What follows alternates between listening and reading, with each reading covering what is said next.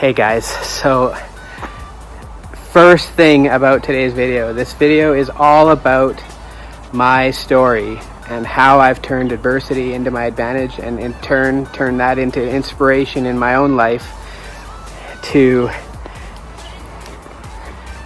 bring to you guys all the time. So before I even start this video, I just want to take this moment to say how very grateful I am for every single one of you who took the time to watch this video. Please smash the like button. Please leave your comments and thoughts down below, because every little bit helps this channel grow and get it out to as many people as we can. So again, today's video is all about my story and where I've come from to where I am now, and to show you how I've turned my adversity into my advantage. And hopefully there won't be many tears in this video, but there's some pretty touching stuff in my heart. So huge love to every single one of you. Thank you. Please smash that like button. Please subscribe if you haven't already, and hit that bell notification so that you get notified whenever I drop a new video. So I came to the conclusion that if I do my video today walking down the road, that I will be able to hold it together a little bit better. I like to be as honest as I can, and sometimes the tears roll. So I'm just on my way to pick up my daughter, and I figured why not do it while I'm walking down the road, and I'll be able to hold it together a little bit better, because obviously, like most people, I don't want to cry in public. But it is what it is. If there's some tears, there's some tears. If not, that's okay. So, if you guys don't know who I am, my name is Daniel Williamson. I live here in Calgary, Alberta, Canada. I am 42 years old. I just recently had brain surgery, but this isn't about that. This is literally about where I came from. So, I came from Vancouver Island, British Columbia, which is west of where I live now. And this is really crappy lighting. So I'll just cross the road here. Maybe we'll get some better lighting. So I came from Vancouver Island, British Columbia, like I said, which is west of here. It's about 1,200 kilometers west where I grew up. Well, 1,200 kilometers to the ferry, and then another 2-hour ferry ride over to the island. And I grew up and down the island. I was born in Victoria, and I had a mother and a sister. My mother did everything she possibly could to provide the best possible life that she could for me, and I am absolutely grateful for that, because without that support, without that encouragement always, I wouldn't be where I am today. So I literally just had my mom.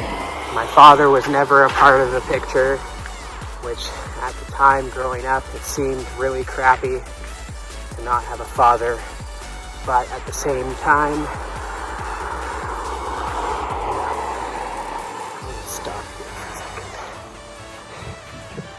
so at the same time, I've come to realize that not having my father in my life was really powerful, because I literally learned every single thing that I needed to know to become the best possible father for my daughter. So in a sense, turning my adversity into my advantage, it was a good thing that my father wasn't a part of my life. He probably would have been abusive, and my life would not be the same as it is today at all. So that's probably the tough part right there. That's the tough part right there. But you know, I've come to realize that it's okay that he wasn't a part of my life, because like I said, I learned everything that I possibly could because I knew exactly what I was missing. I'm gonna cross the road again here. I don't want to interrupt anybody's walk. It's a beautiful day. So, other than not having my father in my life, if my mom was a welfare mom. She really didn't have much, but like I said, she provided the best possible life for me and my sister that she could with what she had. So, huge praise to that woman. Huge praise to that woman for bringing all of her love to raising a man like I am today. And honestly, I learned a lot about being a good parent from her as well. So it touches me that I only had one parent, because I know a lot of people who have both parents and they seem to not necessarily take it for granted, but they might not know the same adversity that I've gone through to get to where I am today. So I grew up on Vancouver Island right until the age of 20, basically, 19, 20, and all of my buddies were moving to Alberta because Alberta seemed to be where everybody that I knew was moving and creating a better life. They were all getting jobs that were paying anywhere from $6,000 to $9,000 a month, which is like ludicrous in comparison to what my mom raised me and my sister on. So I had a really good friend of mine who had moved, his brother had moved to Alberta, and then he decided he was going to move to Alberta and extended the invitation to me.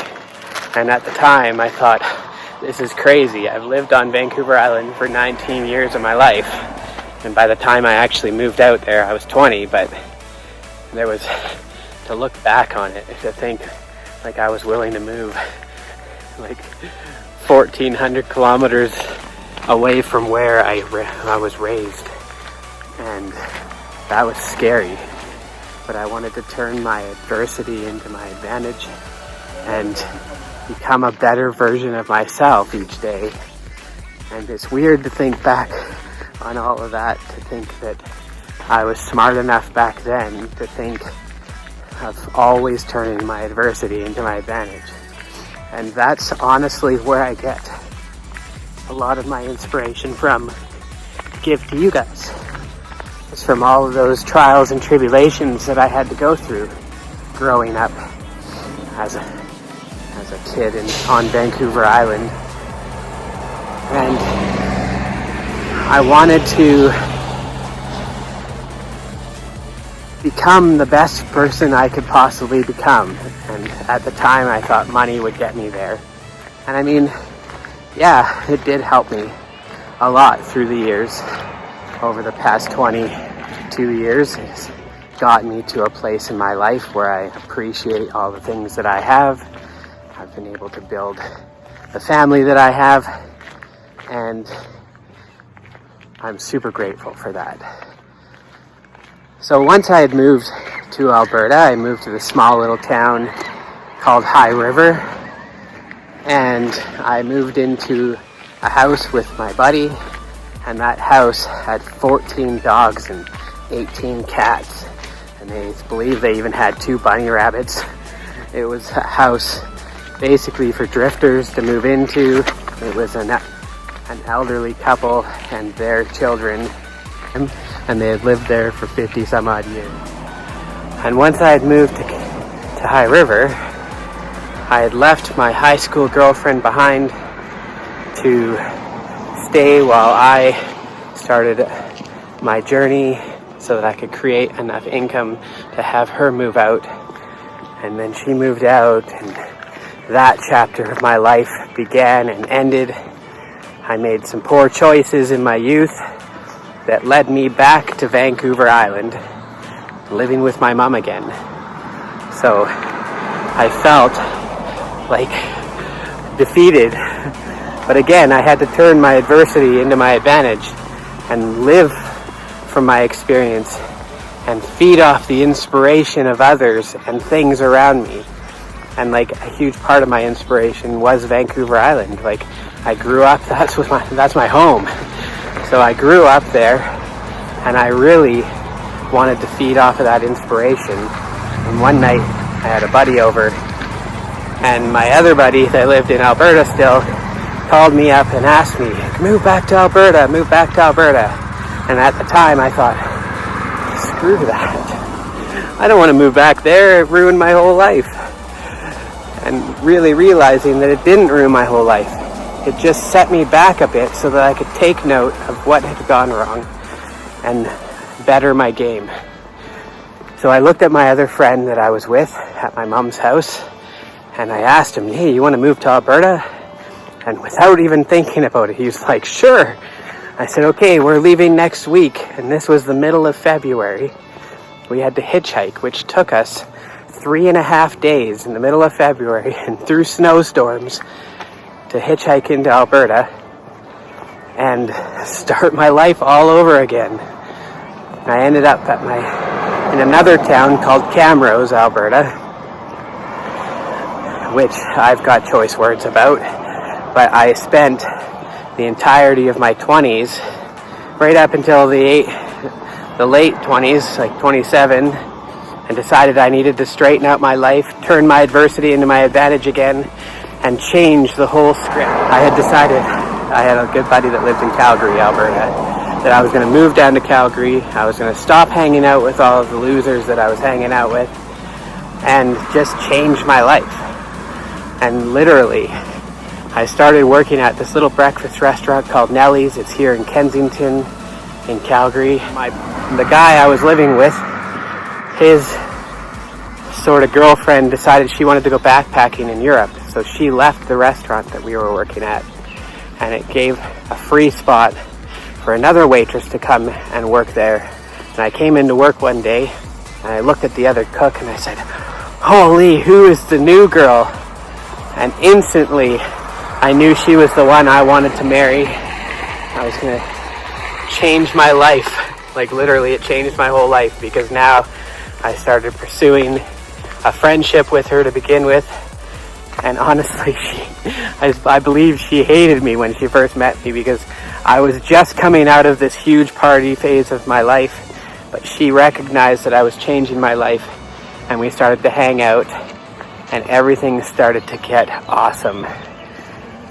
So one day I was sitting at home, and my roommates, they were sitting there with me, and the phone rang, and my roommate looked at me and said, hey, it's Crystal. She wants to talk to you. And at the time, I didn't really know any Crystals other than the one that I worked with, and that was the new waitress that I had met. And I was so blown away, for a second, I didn't even realize, Crystal, who?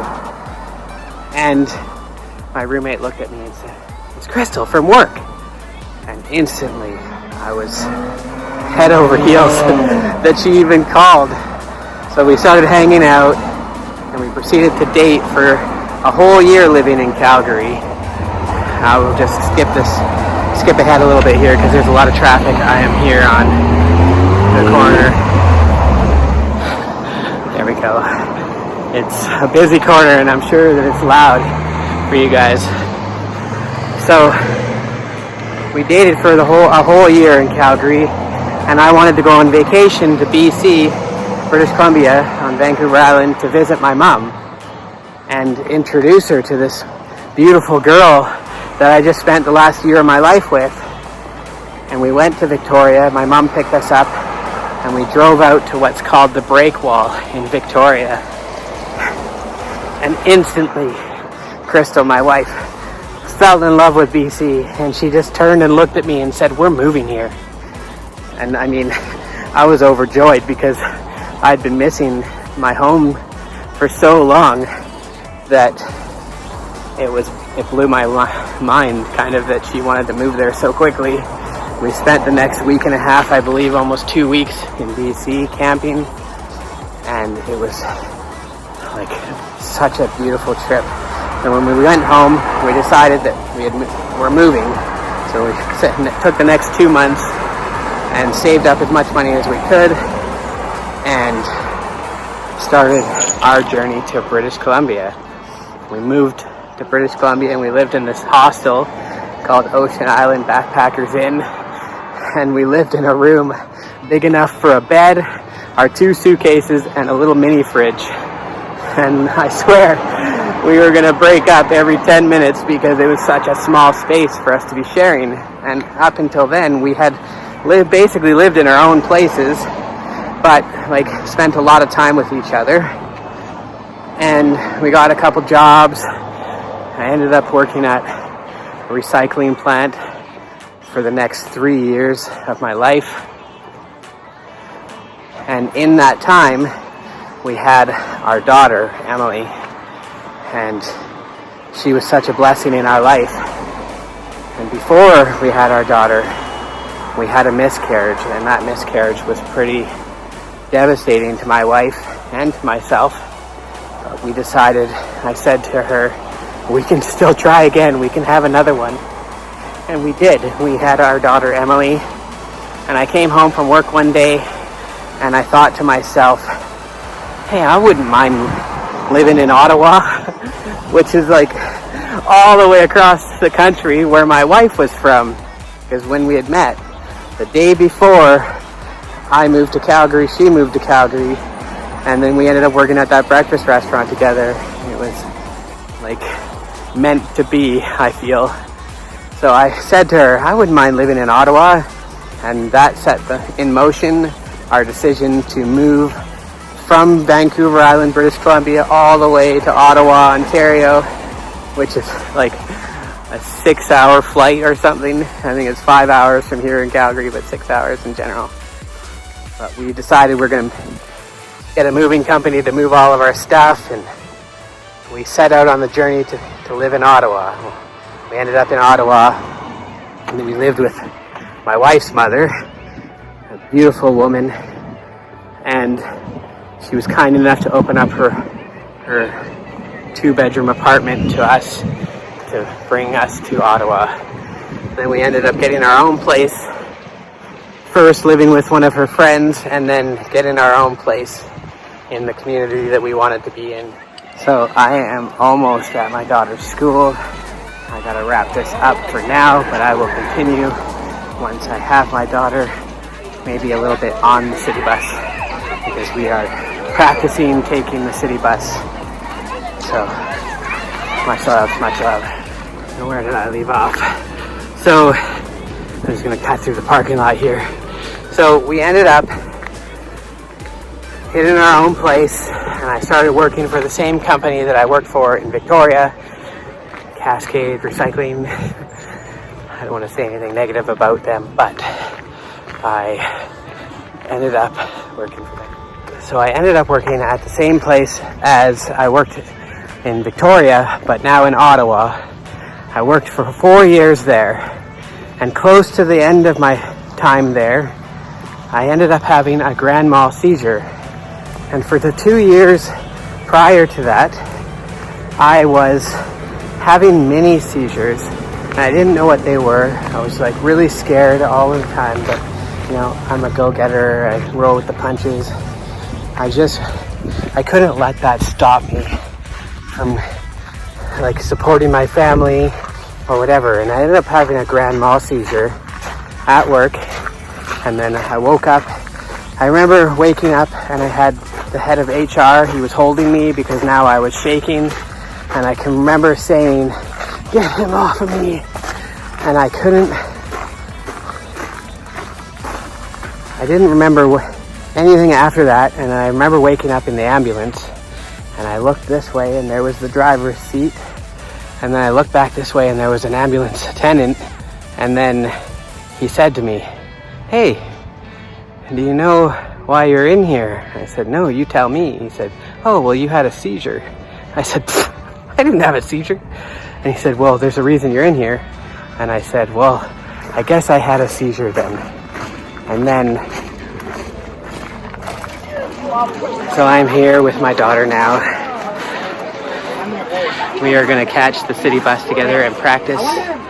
And we will hit you up when we get off the bus at the end of our street on and keeps left. So we are on the city bus now, We're gonna get off closer to our house.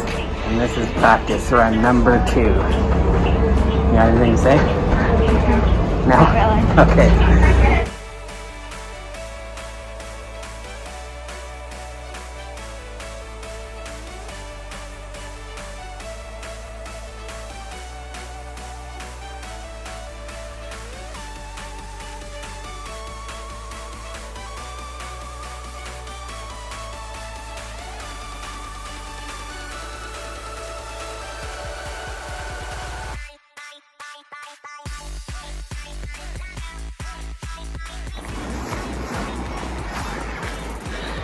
Okay, so I think I left off at the part where I had my grand mal seizure, and then I decided right then and there that what I was making an hour, the job I was making, wasn't good enough. So when I ended up making this decision, I reached out to a really good friend of mine, and I phoned him and I said, hey man, I need to be making more money an hour. Is there any way that you can get me a job doing what you're doing? And that's what I used to do when I lived in Alberta, and that's gravel crushing. So I gravel crushed for probably a total of 20 years, off and on over the years.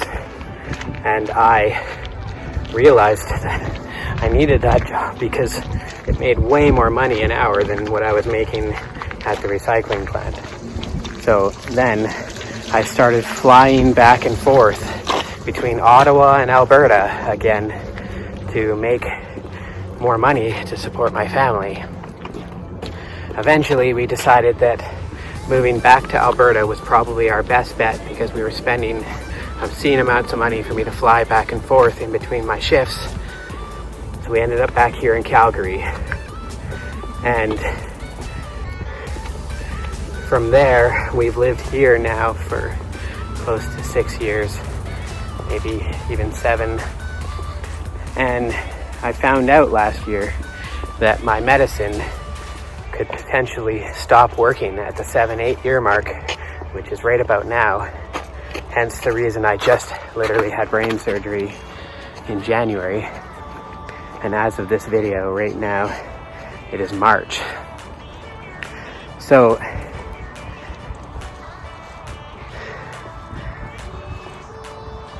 with all of that being said, my story, I want you guys to realize that, or get out of this story, how I've turned my adversity into my advantage, and where I've literally sourced out my own inspiration through the situations I've lived in, through the people I've worked around, through the people I've known my whole life. There's a lot of people in my life, anywhere from the Philippines all the way back to BC, and in America, in Vegas. There's people in my life that have brought inspiration to my life. So that's where I get all of my inspiration, my endless inspiration to share with you guys. And I want to show you that really, not only can you source out your own inspiration, but you can find that turning my adversity into my advantage was my biggest inspiration, because it showed me that I had the power to inspire myself. Even though I do my best to inspire all of you with my life story, with the things that I say in my Go Live series, or even my trips, I want you guys all to know that inspiration comes from so many different places. This girl right here is one of my biggest inspirations, because she shows me every single day how to stay young at heart and how to strive for your dreams and go for the things that you really want to go for. Okay, what would you like to say? My daddy is the best inspirational person I've ever met, and I really want to take the bus to school. Yeah? Yeah. Well, you inspire me all the time, Emily. Mwah. I love you. I love you too. So with that being said, I just want to take a moment to say, if you haven't already, please subscribe hit that big red button down below. Hit the bell notification right beside it so that you can be notified whenever I drop a new video. And please smash that like button because every little bit counts. And please also leave your thoughts and comments down below. It means the world to me when you guys do that, because then it gives me a chance to reach back out to you and show my appreciation and gratitude for you. Huge love. With that being said, I love you. Keep killing it. Bye.